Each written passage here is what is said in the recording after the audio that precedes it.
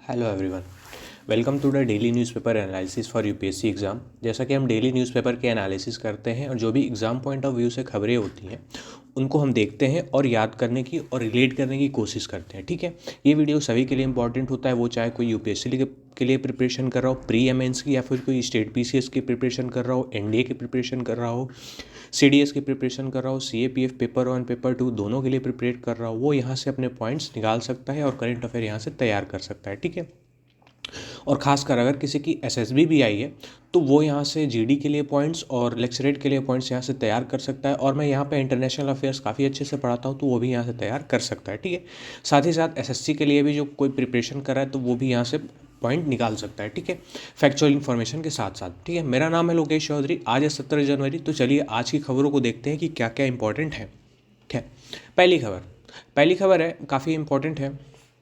Indian economy के context के साथ देखें तो export drops by 12.2% in a year on slow demand. ठीक है, हुआ ये है कि पिछले एक सालों में क्या हुआ है कि जो हमारा एक्सपोर्ट है, एक्सपोर्ट यानी कि जो हम सामान भेजते हैं बाहर, जो सामान हम बाहर भेजते हैं उनमें कमी आई है। कितने परसेंट की? 12%। ठीक है, आप यहाँ पे ग्राफ देख सकते हैं। ठीक है, अगर मैं ब्लू वाले ग्राफ की बात करूं तो ये है दिसंबर 2021 का।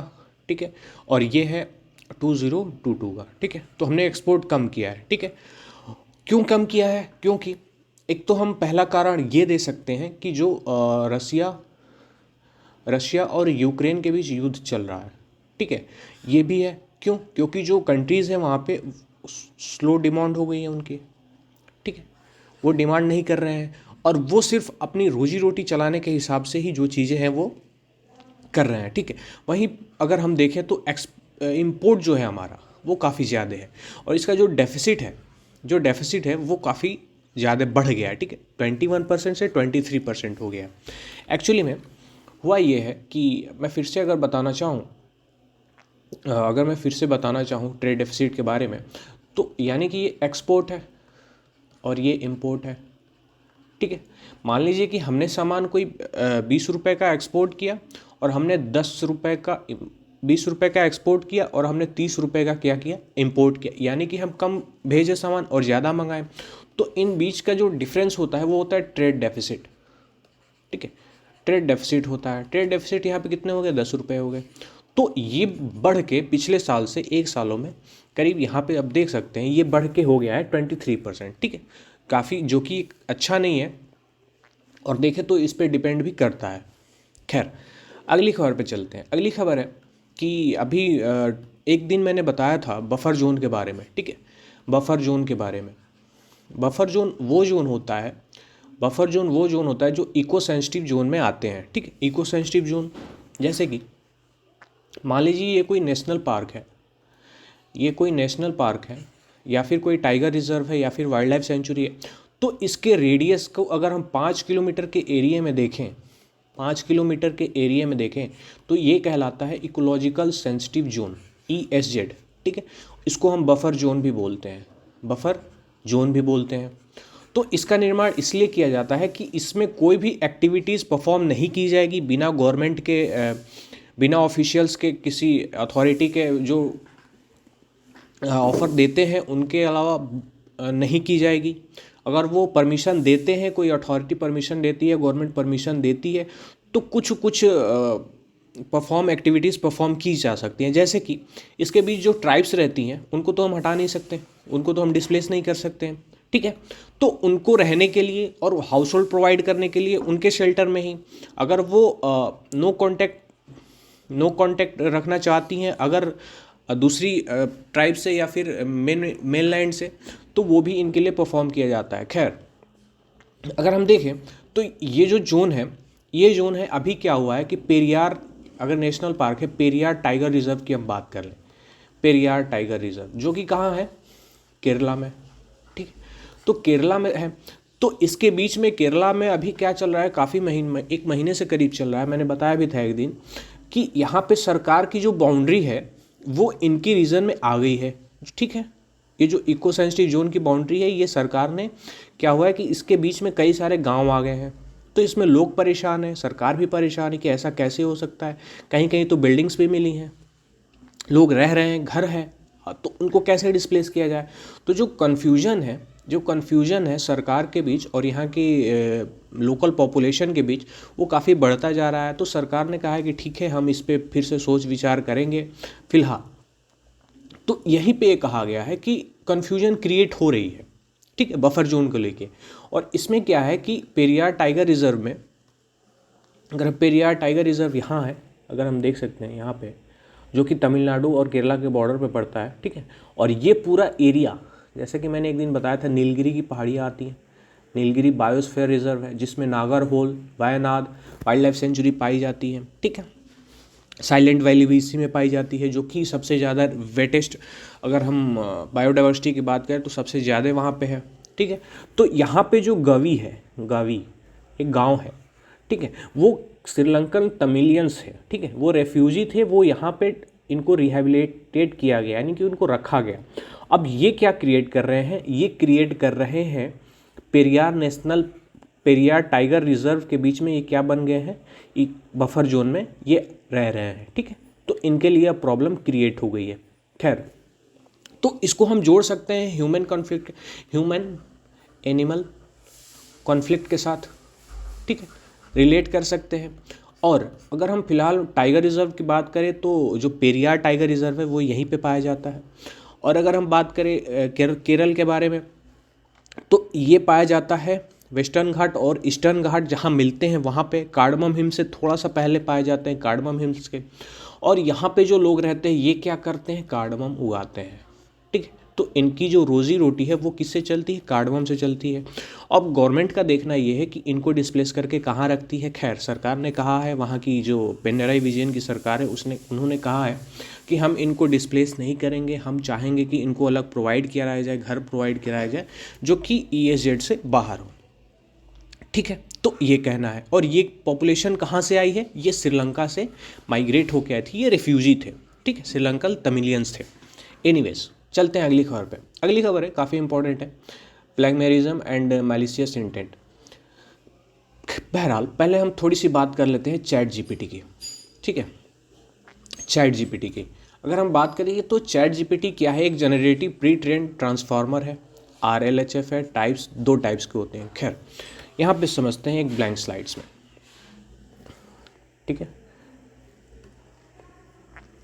तो इसका चैट GPT क्या है कि चैट GPT एक AI है, ठीक है।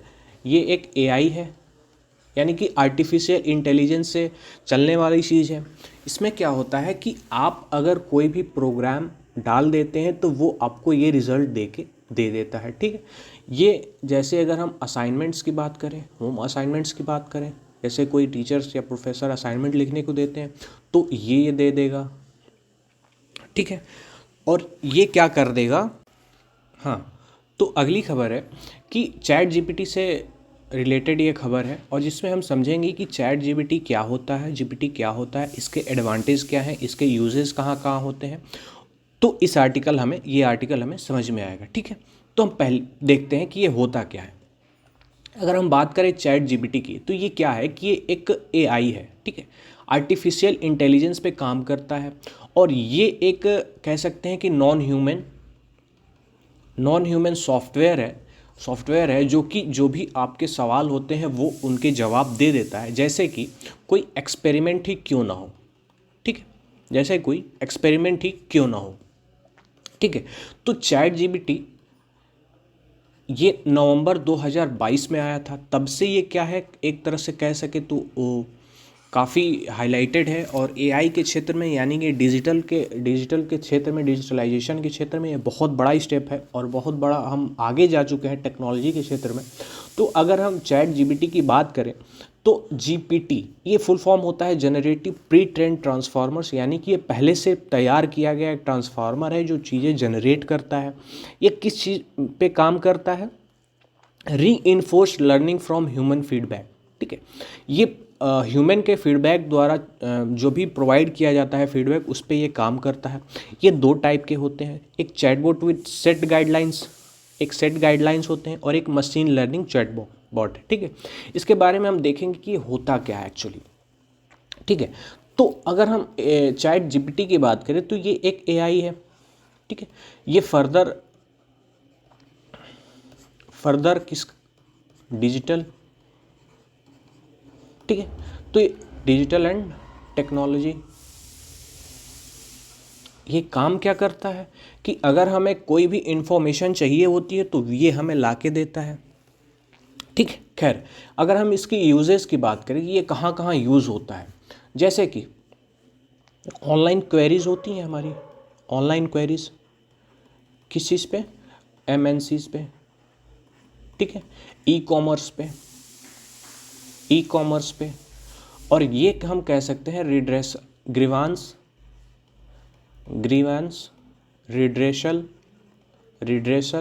मैकेनिज़्म पे काम करेगा।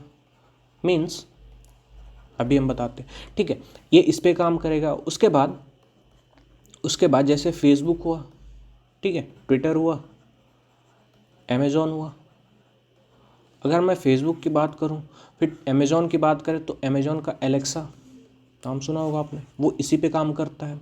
अगर हम ग्रीवांस रिड्रेशल मैकेनिज़्म की बात करें तो जैसे कि मान लीजिए कि हमारे पास कोई XYZ कंपनी का क्या है, एक टीवी है, ठीक है, टीवी है, वो ख़राब हो गया। तो इसकी हम वेबसाइट पे जाके हमने एक क्वेरी डाली, ठीक है, हमने यहाँ पे एक क्वेरी का ऑप्शन होता है, इस पर क्लिक करके तो ये वापस से मैसेज करता है, पॉपअप का मैसेज आता है कि hi I am this and welcome to this platform, how may I help you. तो हम लिखते हैं जैसे कि my TV is not working, तो तुरंत वापस से मैसेज देता है, ठीक है, कि could I know your TV number, तो आप ये नंबर बताएंगे तो कहेगा कि हाँ ठीक है आप ऐसे ऐसे करिए। तो ये जो चीज़ें होती हैं या तो ये कौन परफॉर्म करता है, या तो ह्यूमन परफॉर्म करते हैं, ठीक है, या फिर कौन परफॉर्म करता है, एआई। और एआई के बेस पे अगर हम देखें तो यही चैट जीपीटी परफॉर्म करता है, ठीक है। तो ये प्रोग्राम ग्रीवांस रिड्रेशल मैकेनिज्म में भी काम करता है, ये प्रोग्राम ऐसे बनाया जाता है, ठीक है। और हर जगह फेसबुक पे भी काम करता है, अमेजोन पे जैसे एलेक्सा इसी का पार्ट है, यानी कि एलेक्सा इसी का एग्जाम्पल है। और भी कंपनियां हैं, जैसे कोई भी फ़ोन कंपनी जैसे सीरी, ठीक है, एप्पल की जो ये काम करता है, सीरी भी काम करता है। अगर सैमसंग की बात करें तो बिक्सबी, राइट। तो ये सब इसी बेसिस पे काम करती हैं। खैर, अगर हम इसके लिमिटेशंस की बात करें तो ये कहाँ तक काम कर सकता है, ठीक है। तो बहरहाल अगर हम देखें तो ये एक एट द एंड क्या है, अगर काम अच्छा कर रहा है, बहुत अच्छा कर रहा है, लेकिन एट द एंड ये क्या है, एक प्रोग्राम है, ठीक है, ये एक प्रोग्राम है। और ये क्या है, प्री डिफाइंड है, राइट, प्री डिफाइंड है और प्री नरेटेड है, ठीक है, पहले से बना दिया गया है कि हाँ आपको यही बोलना है, चाहे यही करना है, ठीक है। तो अगर हम बात करें इसकी तो ये प्री डिफाइंड है। तो इसमें अगर ये प्रोग्राम है तो ये तो डिजिटल टेक्नोलॉजी से ही जुड़ा है, तो इसके साथ तो छेड़छाड़ की ही जा सकती है, ठीक है, इसके साथ तो छेड़छाड़ की ही जा सकती है। तो इसी पे ये आर्टिकल आया है। एनीवेज, तो इस आर्टिकल में ये कहा गया है कि जो भी मैलिशियस जनरेटेड है, ठीक है, ये जनरेटेड है, तो इसमें हुआ क्या कि एक कंपनी है ओपन एआई, जिसने क्या किया कि इस चैट जीपीटी पे क्या किया है, एक रिसर्च की है, जिसमें ये कहा गया है कि ये एक प्रोग्राम लिख के दे। ओपन एआई ने चैट जीपीटी से बोला, मतलब कि ऐसे कहा कि आप हमें एक प्रोग्राम बना के दीजिए, ठीक है, प्रोग्राम का कोड लिख के दीजिए जो कि अनएथिकल हो, right, unethical in the sense कि उससे उसमें बग हो, वो लिख के दीजिए। तो चैट जीपीटी ने तुरंत एक प्रोग्राम लिख के ओपन एआई को ईमेल कर दिया, राइट, ईमेल कर दिया। लेकिन साथ ही साथ ये नोट ज़रूर लिखा कि ये हमारा कंटेंट ऐसा है कि ये गलत भी हो सकता है और हम वॉयलेट भी हो सकता है, ठीक है, वॉयलेशन हो सकता है चैट जीपीटी का। तो इसलिए अगर कोई प्रॉब्लम होती है तो आप कृपया फीडबैक दीजिए ज़रूर। ये चैट जीपीटी ने ओपन एआई को मेल किया था। तो ओपन एआई ने ये कंक्लूड किया कि ये जैसा ये प्रोग्राम इसने सेंड किया ओपन एआई को, उसमें क्या थे, बग्स थे, राइट। बग्स यानी कि जैसे कोई प्रोग्राम को कोड लिखा जाता है, ठीक है, जैसे कोई भी प्रोग्राम का कोड लिखा जाता है, तो मान लीजिए कि ये वाला कोड हमने निकाल दिया, तो यहाँ पे प्रॉब्लम आ गई। ठीक है, तो ये क्या करेगा चैट जीपीटी या फिर कोई अगर अनदर प्रोग्रामर अगर कोई होगा तो इसमें क्या कर देगा कि एक कोई मालवेयर डाल देगा। मालवेयर यानी एक तरह का वायरस। ठीक है, वायरस डाल देगा। तो ये मालवेयर अगर इसमें डाल दिया तो ये प्रोग्रामर या फिर हैकर क्या करेगा कि जहाँ भी ये प्रोग्राम यूज हो रहा होगा उसकी सारी इन्फॉर्मेशन ये ले लेगा। तो एक तरह से क्या हुआ कि चैट जीपीटी काम का तो है पर साथ ही साथ ये बहुत सारे अनएथिकल काम भी कर रहा है। ठीक है, जो कि एथिक्स के बिल्कुल खिलाफ है। तो इस पे रोक लगानी चाहिए। और इसका जो यूज़ है, अगर यूज़ की बात करें तो ये जो सिक्योरिटी के मामले में या फिर प्राइवेसी के मामले में जो भी इंसान है वो इसे यूज़ ना करे। ठीक है, ये साफ साफ बोला गया है। और अगर हम बात करें तो ये एक क्या है कि प्लेगरिमिज अलर्ट है। जैसे कि न्यूयॉर्क शहर का जो स्कूल सिस्टम है, न्यूयॉर्क सिटी का जो स्कूल सिस्टम है वहाँ के सभी पब्लिक स्कूल में चैट जीपीटी को बैन कर दिया गया है। ठीक है, कि कोई भी इंसान, कोई भी स्टूडेंट या फिर रिसर्चर, एकेडमिशियन कोई भी हो वो चैट जीपीटी का यूज़ नहीं करेगा। इसके जो इंटरनेट सर्विस प्रोवाइडर्स हैं उन्होंने इसको बाउंड कर दिया गया। ठीक है, इसको ब्लॉक कर दिया गया, ये खुल ही नहीं सकता है उनके इंटरनेट पे। ऐसा इसलिए किया गया है ताकि वहाँ पे देखा गया जो स्टूडेंट्स हैं अगर उनसे कहा जाए कि आप असाइनमेंट लिख के ले आइएगा कि हाउ टू कंट्रोल पॉल्यूशन। ठीक, पॉल्यूशन इन 500 वर्ड्स। ठीक है, असाइनमेंट लिखने को दिया गया तो बच्चे क्या करेंगे, स्टूडेंट्स क्या करते थे कि चैट जीपीटी पे जाके ये डाल देंगे तो उनके हिसाब से आ जाएगा, 500 वर्ड्स का असाइनमेंट आ जाएगा, वो लेके छाप देंगे। तो स्टूडेंट्स को और टीचर्स के बीच में ये समझ में नहीं आता है टीचर को कि ये एक्चुअली स्टूडेंट्स ने लिखा है कि किसने लिखा है। इस वजह से इसको ब्लॉक कर दिया गया। और अगर पॉल्यूशन कंट्रोल की अगर हम असाइनमेंट की बात करें तो ये इसमें पहले से फीड किया गया है। ठीक है, ये पहले से फीड किया गया है जिसकी वजह से टीचर्स ने ये कहा है कि जो भी हमारे कंटेंट है, यानी कि जो अगर कोई रिसर्चर है, अगर उसकी थीसिस लिखी हुई है, उसने बहुत मेहनत से लिखी हुई है और ये लीक हो गई यहाँ पे, प्राइवेसी कंसर्न से यहाँ पे आ गई, तो इसकी जो रिसर्च है, इसकी जो मेहनत है, ये तो बेकार गई। इसको कोई रॉयल्टी मिली ही नहीं, इसको कोई वैल्यू मिला ही नहीं है। ठीक है, तो ये प्लेगरिज्म है, यानी कि साहित्यिक चोरी कहलाती है एक तरह से। ठीक है, आशा करता हूँ आपको समझ में आया होगा। खैर, चलते हैं अगली खबर पे। अगली खबर है कि अभी हम 26 जनवरी मनाने वाले हैं, राइट। तो जो हमारे चीफ गेस्ट हैं वो इजिप्ट के प्रेसिडेंट हैं और ये है अब्देल फतेह अल सीसी। ठीक है, वो हमारे चीफ गेस्ट बन के आएंगे 26 जनवरी को। ठीक है, तो ये थी खबर। अगर हम इजिप्ट के बारे में देखें तो ये इजिप्ट है। ठीक है, अफ्रीका में आता है इजिप्ट, और यहाँ से ये रेड सी और ये स्वेज कैनाल। ठीक है, यहाँ पे स्वेज कैनाल, तो स्वेज कैनाल मेडिटेरेनियन सी और रेड सी को आपस में जोड़ती है। और अगर हम मेडिटेरेनियन सी की बात करें तो ये जो लेक विक्टोरिया है, लेक विक्टोरिया से एक नदी जाती है, नाइल रिवर। ठीक है, दुनिया की सबसे लंबी रिवर, वो लेक विक्टोरिया से निकलती है, इजिप्ट से होके जाती है। और नाइल रिवर के जो बेसिन पे अगर हम कहें, कोस्ट पे कहें, यानी कि साथ में कहें, तो कौन सी सिटी है? कैरो इजिप्ट की कैपिटल है। और कैरो में अभी क्या हो रहा था, पिछले साल COP27 की मीटिंग हो रही थी। COP27 यानी कि कॉन्फ्रेंस ऑफ पार्टी इन्वायरमेंट को लेके मीटिंग होती है, जिसमें मिनिस्टर्स वगैरह जाते हैं, डिप्लोमेट्स जाते हैं, ब्यूरोक्रेट्स जाते हैं, इन्वायरमेंटलिस्ट जाते हैं, एक्टिविस्ट जाते हैं, सोशल रिफॉर्मर वगैरह सब जाते हैं। ठीक है, तो ये है कुछ बातें इजिप्ट के बारे में। खैर, चलते हैं अगली खबर पे।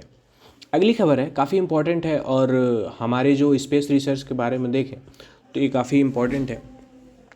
तो अभी इसरो ने कहा है कि जो शुक्रयान है वो हम 2031 तक लॉन्च कर देंगे। ठीक है, शुक्रयान, अगर हम उसकी बात करें, शुक्रयान एक ये ऐसा मिशन है जो कि कहाँ जाएगा, वेनस पे जाएगा। ठीक है, अभी हमने मार्स पे डाल दिया है मंगल मिशन। ठीक है, चांद पे भी भेज दिया है। अब हम किस पे जाएंगे, शुक्र पे जाएंगे, वेनस पे।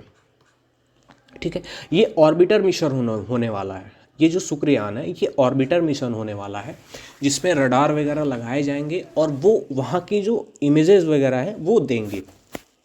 ठीक है, ऑर्बिटर यानी कि ये जो अगर मान लीजिए कि ये वेनस का ऑर्बिट है और ये वेनस ऐसे घूम रहा है, राइट, ये ऐसे घूम रहा है, ये रास्ता है, रास्ता ऑर्बिट कहलाता है। तो इसी में हम क्या कर देंगे, सैटेलाइट भेज देंगे और ये इसके साथ साथ ऐसे घूमता रहेगा। ठीक है, और जब ये घूमता रहेगा तो इसके साथ साथ ही घूमता रहेगा और इसकी इमेजेस हमें ला के भेजता रहेगा इसरो में, यानी कि इंडिया में। खैर, तो ये इसमें क्या होंगे, रडार होंगे, high resolution synthetic aperture radar and ground penetrating radar.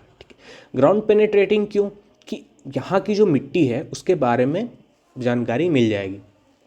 किस चीज़ के बारे में जानकारी देगा ये, जियोलॉजिकल एंड वोल्केनिक एक्टिविटी के बारे में, वहाँ के लैंडफॉर्म कैसे हैं। ठीक है, लैंडफॉर्म्स कैसे हैं, और वोल्केनिक एक्टिविटी क्या है, यानी कि वहाँ पे अगर वोल्केनो वगैरह है तो वहाँ पे क्या कैसे वोल्केनो हो वहाँ पे।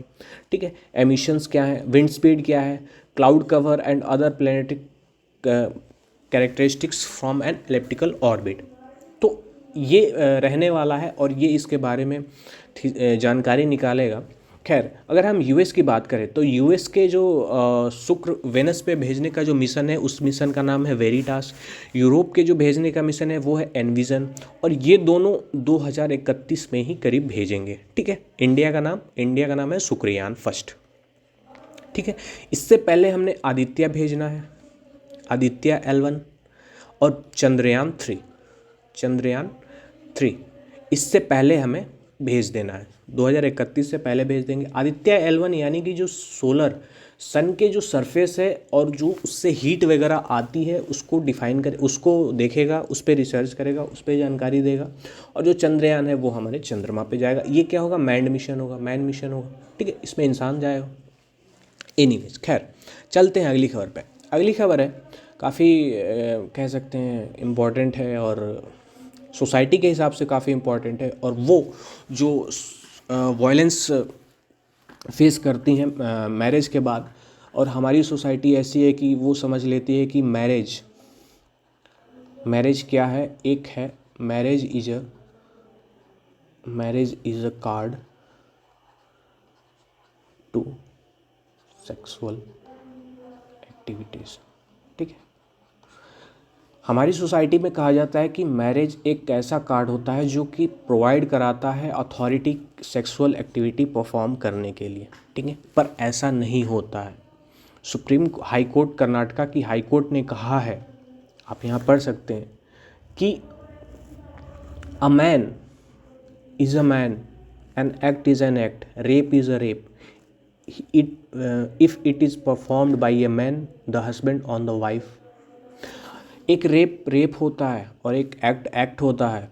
तो रेप किसी के साथ भी होता है, अगर वो वाइफ है, अगर आप उसके साथ जोर ज़बरदस्ती कर रहे हैं तो वो भी रेप कहलाएगा, वो रेप के अंडर आएगा।